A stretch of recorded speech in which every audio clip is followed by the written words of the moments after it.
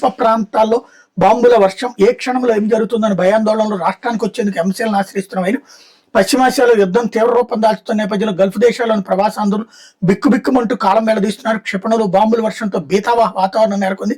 Bahrain, Saudi Arabia, Abu Dhabi, Dubai, Qatar, Kuwait తదితర దేశాలు ఎప్పుడు ఎటువైపు నుంచి బాంబుల వర్షం కురుస్తుందోనని ఆందోళన చెందుతున్నారు. ఆయా దేశాల్లో అమెరికన్ స్థావరాలే కాకుండా నివాస సముదాయాల లక్ష్యంగా దాడులు జరుగుతున్నాయి.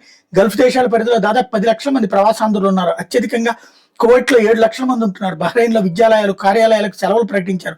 దుబాయ్ లో బయట తిరగడాన్ని నిషేధించారు. ఖతార్ లో కంపెనీలన్నీ మూతపడ్డాయి. కువైట్ లో నిరంతరం పోలీసులు గస్తీ నిర్వహిస్తూ ఎవరు బయట తిరగకుండా చర్యలు తీసుకుంటున్నారు.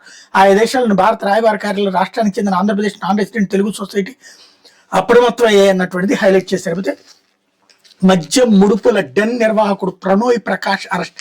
తాడేపల్లి ప్యాలెస్ సమీపంలో ల్యాండ్ మార్క్ అపార్ట్మెంట్ లో డెన్ డిస్టిలరీలు, సరఫరా కంపెనీల ప్రతినిధులు డబ్బులు చేర్చింది. అక్కడికే ఆ సొత్తును చెవిరెడ్డి భాస్కర్ రెడ్డి మనుషులకు పంపడంలో కీలక పాత్ర.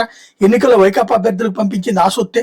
నేపాల్ మీదుగా దుబాయ్కి పారిపోతుండగా పట్టివేత అంటూ వైకాపా మద్యం ముఠా తాడేపల్లి ప్యాలెస్ సమీపంలో ల్యాండ్ మార్క్ అపార్ట్మెంట్ లో ఏర్పాటు చేసుకున్న ముడుపుల సొమ్ము డెన్క్ నిర్వాహకుడు ఆ సొత్తును సార్వత్రిక ఎన్నికల్లో పంపిణీ కోసం ఎప్పటికప్పుడు వైకాపా నేత చెవిరెడ్డి భాస్కర్ రెడ్డి మనుషులను చేర్చడంలో కీలక పాత్ర పోషించిన కట్టా ప్రణోయ్ ప్రకాష్ అనే నిందితుని సిట్ అరెస్ట్ చేసింది అన్నటువంటిది హైలైట్ చేశారు.